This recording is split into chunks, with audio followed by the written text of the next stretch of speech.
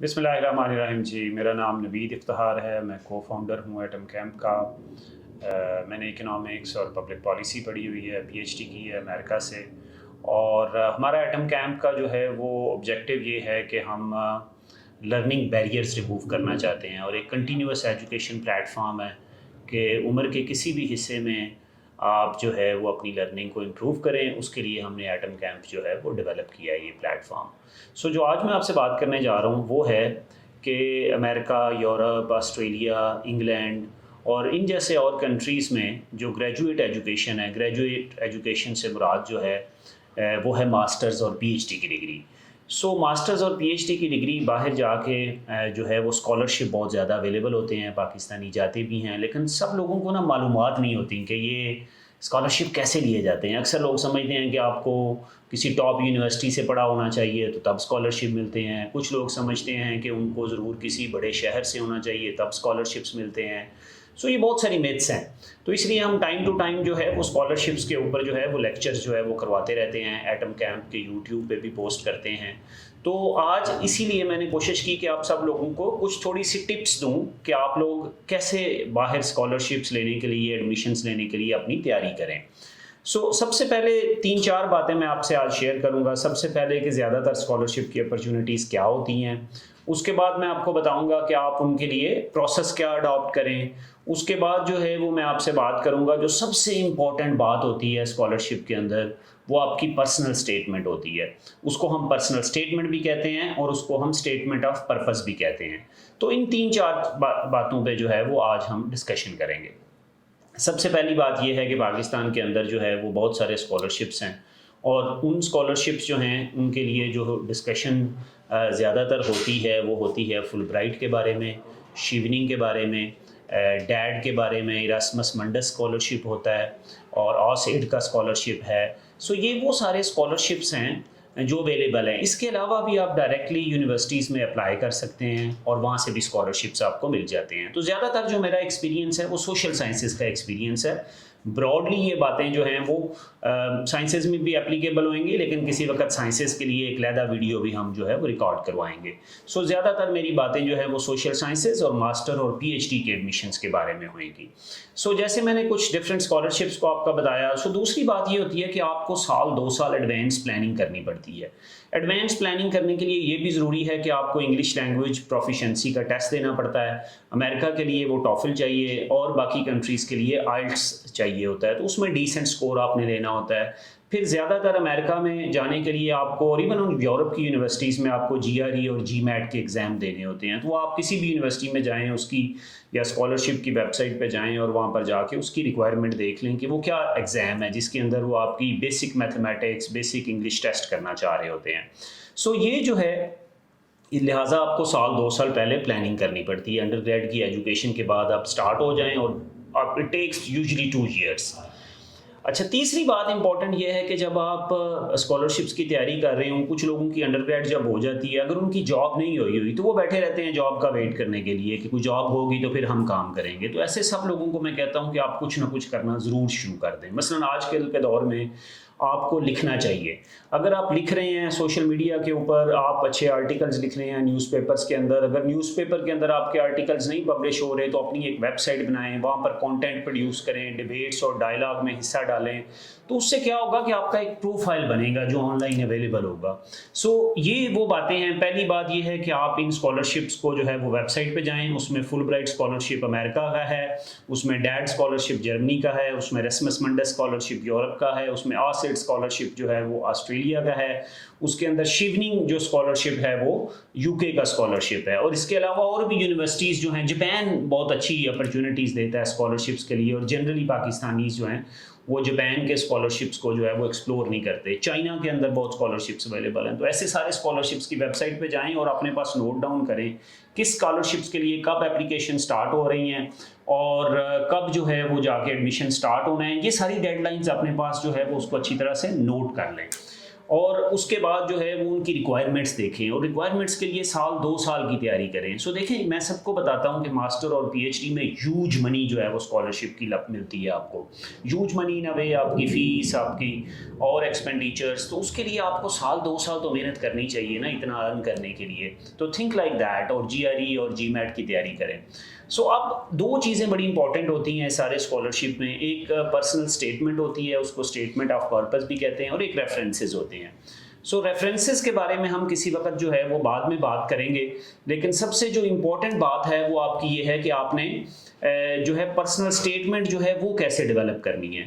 اور personal statement جو ہے کئی دفعہ جو ہے وہ اسکالرشپس یا یونیورسٹیز نے صرف کہا ہوتا ہے کہ آپ لوگ جو ہے وہ 1 پیج میں ڈیولپ کر دیں, یا آپ جو ہے وہ ہمیں 1500 ورڈز دے دیں. کئی دفعہ انہوں نے پرسنل اسٹیٹمنٹ اور اسٹیٹمنٹ آف پرپز کو بریک کیا ہوتا ہے, 2-3 کویسچنز بنائے ہوتے ہیں, لیکن مور اور لیس وہی باتیں ہوتی ہیں. اور اسی طرح کی انہی باتوں سے آپ ریفرنسز کے لیے بھی گائیڈنس لے سکتے ہیں, لیکن ریفرنسز کے لیے ہم کسی وقت بعد میں بھی ویڈیو کریں گے جو ایٹم کیمپ کے یوٹیوب پہ ہم پلیس کر دیں گے.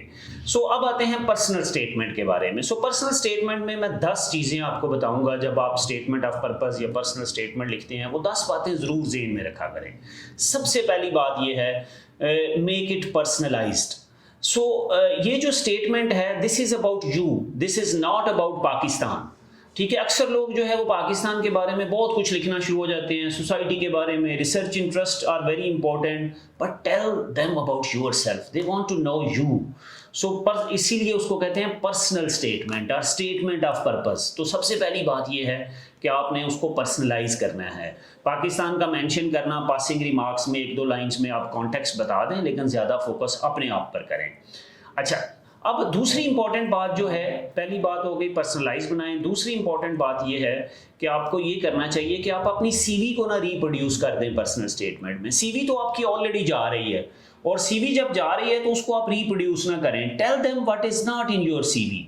ٹھیک ہے, کچھ اچیومنٹس ایسی, کچھ آپ کے آبجیکٹیوز ایسے, کچھ آپ کے گولز ایسے, آپ کے انٹریکشنز ایسے سوسائٹی کے ساتھ, آپ کے جو ہے ایمبیشنز, ایمز جو سی وی میں ریفلیکٹڈ نہیں ہیں. تو جو باتیں سی وی میں لکھی ہوئی ہیں کہ میں نے یہاں کام کیا ہے, میں نے یہ پڑھا ہے, وہ بڑے پاسنگ ریمارکس ہونے چاہیے. تو اصل بات جو فوکس کریں جو سی وی میں نہیں ہے اس پہ آئیں. سیکنڈ یہ ہے کہ جو ہے وہ آپ انفارمیشن پریزنٹ کیسے کرتے ہیں, یہ بڑی امپورٹنٹ بات ہے. Be creative, think a lot about it. یہ جو 1 پیج ہوتا ہے پرسنل اسٹیٹمنٹ کا 2 pages, it should take your 6 months اور a year in developing it. بار بار بنائیں اور اس کو چینج کریں, اس کو کریٹیوٹی لے کے آئیں. کریٹیوٹی کا مطلب بی ٹروتھفل لیکن بی کریٹو. اچھا جی, اور اس میں سب سے پہلے جو 5ویں بات ہے وہ اس میں یہ ہے کہ ہیو این اوپن مائنڈ اور be prepared for the critique. اپنی جو پرسنل اسٹیٹمنٹ ہے ایٹ لیسٹ 4 سے 5 لوگوں کو ضرور شیئر کریں جو ایسے اسکالرشپس پہلے لے چکے ہوں, تو وہ ڈفرینٹ باتیں بتائیں گے. اس سے کنفیوژن بھی تھوڑی ہو سکتی ہے, آپ مجھے دکھائیں گے میں کچھ اور بتاؤں گا, کسی اور کو بتائیں گے اور بتائیں گے, بٹ اس سے آپ کا نالج بڑھے گا. پھر دین آپ ساری انفارمیشن کو پروسیس کریں اور دیکھیں کہ how you should actually frame yourself, because at the end of the day this is your statement, it's not the statement جن کو آپ دکھا رہے ہو. تو اس لیے آپ کو جو ہے وہ اس کے بارے میں بات کرنی چاہیے. 6 بات جو ہے وہ یہ ہے کہ آپ کو اپنی پرسنل اسٹیٹمنٹ میں اسپیسیفک ہونا چاہیے.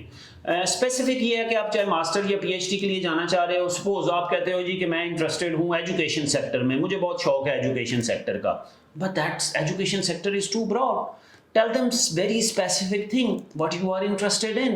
آپ بتاؤ جی میں ٹیچر ٹریننگ میں انٹرسٹڈ ہوں, میں پیڈاگوجی میں کریکولم میں. اچھا, اس کریکولم کے اندر کیا کویسچن ہے جو آپ کو انٹریگ کرتا ہے, جو آپ کو موٹیویٹ کرتا ہے, وہ کویسچن بتائیں, وہ ایریا بتائیں, اس کے اسپیسیفکس بتائیں. تو اس کے اندر کیا ایشوز آ رہے ہیں اور لوگوں نے کیا کام کیا ہے, لیکن what is still unanswered, اس کے اوپر بات کریں. اچھا, ایک یہ بات جو ہے وہ آپ نے ضرور ذہن میں رکھنی ہے کہ جو بھی آپ 7ویں بات جو ہے کہ آپ نے جس بھی یونیورسٹی اپلائی کر رہے ہیں اس یونیورسٹی کا آپ ضرور دیکھیں کہ وہاں پر کون سے کی کورسز پڑھائے جا رہے ہیں, کون سے پروفیسرز ہیں, اور ان کورسز اور پروفیسرز کو مینشن کریں جو ریلی آپ کو اپیل کرتے ہیں. تو ان کو آپ اسپیسیفکلی مینشن کریں جو آگے آپ کو اپیل کرتے ہیں. 8ویں بات یہ ہے کہ اگر آپ پرٹیکولرلی ریسرچ کریں کسی بھی یونیورسٹی کے بارے میں یا اسکالرشپ کے بارے میں بیفور اپلیکیشن.